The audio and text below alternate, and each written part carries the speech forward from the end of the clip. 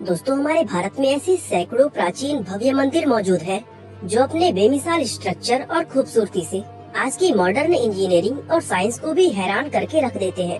और उन्हीं में से एक है कोणार्क सूर्य मंदिर, जिसे भारत के सबसे रहस्यमयी मंदिरों में शुमार किया जाता है। दरअसल इस मंदिर से जुड़े ऐसे कई रहस्य हैं, जिनके जवाबों की खोज अभी भी की जा रही है। बताया जाता है कि किसी समय इस मंदिर के शीर्ष पर एक स्पेशल किस्म की विशालाकार चुंबक लगी होती थी, जिससे मंदिर में मौजूद सूर्य देव की मूर्ति हर समय हवा में लटकी रहती थी। ऐसे में सवाल उठता है कि आज से सैकड़ों साल पहले इस मंदिर को आखिर किस तरह से बनाया गया होगा, और क्या वजह है कि इस मंदिर का मेन गेट पिछले 118 सालों से बंद पड़ा हुआ है। इस मंदिर के बारे में इसी तरह की और भी बहुत सी रहस्यमयी बातें हम आज की हमारी इस वीडियो में बताने वाले हैं। तो चलिए अब इस वीडियो को शुरू करते हैं। दोस्तों, कोणार्क मंदिर भारत के उड़ीसा राज्य में पुरी शहर से 35 किलोमीटर की दूरी पर कोणार्क नाम के एक टाउन के अंदर स्थित है। बताया जाता है कि इस मंदिर को पूर्वी गंग वंश के राजा नरसिंह देव प्रथम के द्वारा सन 1250 ईस्वी के आसपास बनवाया गया था। राजा नरसिंह देव ने ये मंदिर भगवान सूर्य देव को समर्पित करके बनवाया था, जिसमें सूर्य देवता की एक विशाल और भव्य मूर्ति स्थापित की गई थी। यहाँ तक कि इस मंदिर की संरचना भी सूर्य देव के रथ की तरह की गई है। दरअसल हिंदू धर्म में सूर्य देव को पूरे ब्रह्मांड के जीवन का स्रोत कहा जाता है, और माना जाता है कि सूर्य देव आकाश में एक रथ पर सवार होकर यात्रा करते हैं, जिसको 7 बेहद ताकतवर घोड़े खींचते हैं। इसी काल्पनिक रथ से इंस्पायर होकर इस मंदिर का डिजाइन तैयार किया गया है, जिसके चलते ये सूर्य देव के रथ के जैसा ही नजर आता है। इस मंदिर के दोनों तरफ पत्थरों के 12 जोड़ी पहिए लगाए गए हैं। साथ ही 7 घोड़े इस मंदिर के आगे की तरफ इस तरह से बनाए गए हैं कि उन्हें देखकर लगता है मानो वो मंदिर को खींचकर आगे ले जा रहे हो। मंदिर के दोनों तरफ बने ये पहिए सुंदर होने के साथ ही प्राचीन भारतीय इंजीनियरिंग का एक बेहतरीन नमूना भी है।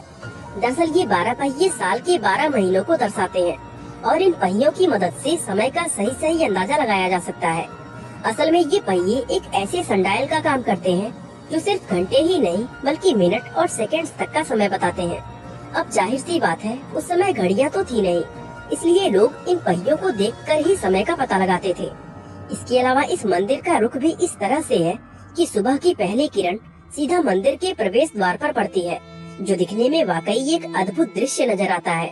इस मंदिर की दीवारों पर नक्काशी और मूर्तिकला का भी बेहतरीन काम देखने को मिलता है, और यहाँ बनाए गए हर एक स्कल्पचर का अपना एक अलग मीनिंग है। जैसे इस स्कल्पचर को ही देख लीजिए, जिसमें ऊपर की तरफ शेर, उसके नीचे हाथी और उनके नीचे इंसान दबा हुआ नजर आ रहा है। एक्सपर्ट्स बताते हैं कि इस स्कल्पचर में शेर इंसान के अहंकार को दर्शाता है और हाथी इंसान के इमोशन को। तो इस तरह इस मूर्ति का मतलब ये निकल कर आता है कि इंसान अपने झूठे अहंकार की वजह से बनी इमोशंस में कैद होकर जिंदगी भर फंसा रह जाता है। यानी अपने अहंकार पर काबू पाकर ही कोई मनुष्य सही मायनों में इंसान बन सकता है।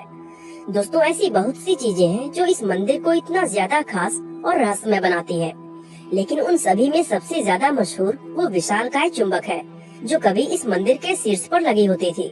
हालांकि ये बात ऐतिहासिक रूप से आज तक साबित नहीं हो पाई है, लेकिन फिर भी बहुत से एक्सपर्ट्स ये मानते हैं कि इस मंदिर के अंदर लोडस्टोन नाम का एक 52 टन वजनी पत्थर लगाया गया था, जो कि एक प्राकृतिक चुंबक के रूप में जाना जाता था। इस विशाल चुंबक की वजह से ही मंदिर के अंदर स्थापित की गई भगवान सूर्य देव की मूर्ति हमेशा हवा में लटकी रहती थी, और मूर्ति का इस तरह हवा में लटके रहना अपने आप में किसी अजूबे से कम नहीं था। अब इस चुंबक के साथ क्या हुआ और आज के समय में ये कहां पर है, इन सवालों को लेकर अलग अलग लोग अलग अलग कहानियां बताते हैं, जिसमें सबसे फेमस थ्योरी ये है कि शुरुआत में ये मंदिर समुद्र के किनारे पर हुआ करता था, लेकिन समय के साथ धीरे धीरे समुद्र का पानी कम होता गया और ये मंदिर किनारे से कई किलोमीटर दूर हो गया। कहते हैं कि इस मंदिर में लगाया गया वो चुंबकीय लोडस्टोन इतना स्ट्रॉन्ग था कि उसकी वजह से समुद्र में गुजरने वाले पानी के जहाजों का कंपास तक काम करना बंद कर देता था, और वो जहाज यहाँ से गुजरते हुए अपनी दिशा भटक जाते थे। कहा जाता है कि पुर्तगाली नाविक अपने जहाजों को बचाने के लिए इस मैग्नेट और भगवान सूर्य देव की प्रतिमा को मंदिर से निकालकर अपने साथ ले गए थे, और इस मंदिर से मैग्नेट का निकलना ही इसके गिरने की असल वजह बना था। दरअसल कुछ एक्सपर्ट्स का ये मानना है कि इस मंदिर के स्ट्रक्चर को मजबूती देने और इसे खड़ा रखने में उस मैग्नेट का बहुत बड़ा रोल था, क्योंकि इस मंदिर को बनाने में जो पत्थर इस्तेमाल किए गए थे, उन पत्थरों के ब्लॉक्स के बीच में लोहे की प्लेट्स लगाई गई थी, ताकि मैग्नेट की पावर से सभी पत्थर अपनी जगह जमी रहे। ऐसे में जब इस मंदिर के ऊपरी हिस्से से उस मैग्नेट को निकाल दिया गया तो मंदिर का पूरा स्ट्रक्चर बेहद कमजोर हो गया, जो समय के साथ साथ धीरे धीरे नष्ट होता चला गया। इसके अलावा कुछ लोग ये भी दावा करते हैं कि इस मंदिर को पुर्तगाली नाविकों ने नहीं बल्कि भारत में घुसे विदेशी आक्रमणकारियों ने नष्ट किया था। और साथ ही इस मंदिर में स्थापित की गई मूर्तियों में से एक मूर्ति उड़ीसा के पुरी टेम्पल में आज भी स्थित है और एक मूर्ति दिल्ली के नेशनल म्यूजियम में रखी हुई है। हालांकि इनमें से कोई भी बात ऐतिहासिक रूप से साबित नहीं है। दोस्तों, इस बात में कोई शक नहीं कि कोणार्क मंदिर बेहद अद्भुत और सुंदर नजर आता है, लेकिन मंदिर का जो हिस्सा हम लोग आज देखते हैं वो असल में पूरा मंदिर नहीं है। दरअसल इस मंदिर में कुल 3 मंडप हुआ करते थे, जिसमें 2 मंडप कई सदियों पहले पूरी तरह नष्ट हो चुके थे और आज इसका सिर्फ एक मंडप ही बाकी रह गया है। अब इस मंदिर के बाकी हिस्सों के नष्ट होने के पीछे भी लोग अलग अलग कारण बताते हैं। कुछ लोग कहते हैं कि मंदिर के वो हिस्से आक्रमणकारियों के द्वारा किए गए हमलों की वजह से नष्ट हुए थे, तो कुछ एक्सपर्ट का मानना ये है कि ये मंदिर कभी बन ही नहीं पाया था और मंदिर के जो हिस्से अधूरे रह गए वो समय के साथ धीरे धीरे खुद ही नष्ट हो गए। अब इनमें से कही गई कौन सी बात सही है और कौन सी गलत, ये कह पाना मुश्किल है, क्योंकि एक्सपर्ट अभी भी इस मंदिर के नष्ट होने का असल कारण पता लगा रहे हैं।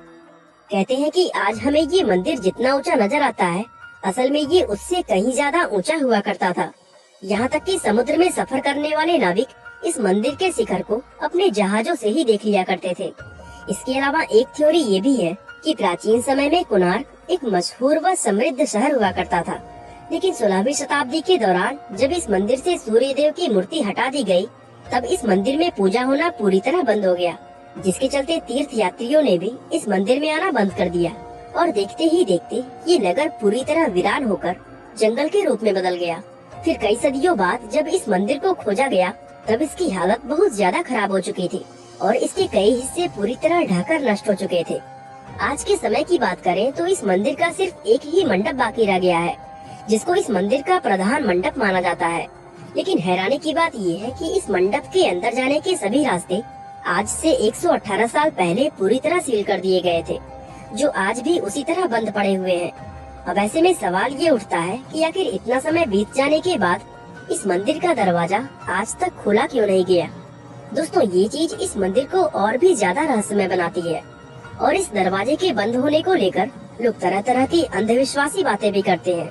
हालांकि इसको बंद करने के पीछे ये तर्क दिया जाता है कि 19वीं शताब्दी का अंत होते होते इस मंदिर का आखिरी मंडप भी कमजोर होकर गिरने के कगार पर पहुंच गया था और इसको गिरने से बचाने के लिए साल 1903 में उस समय के गवर्नर जॉन वुडबर्न ने इस मंदिर के अंदर रेत भरवाकर इसके सभी दरवाजों को सील करवा दिया था।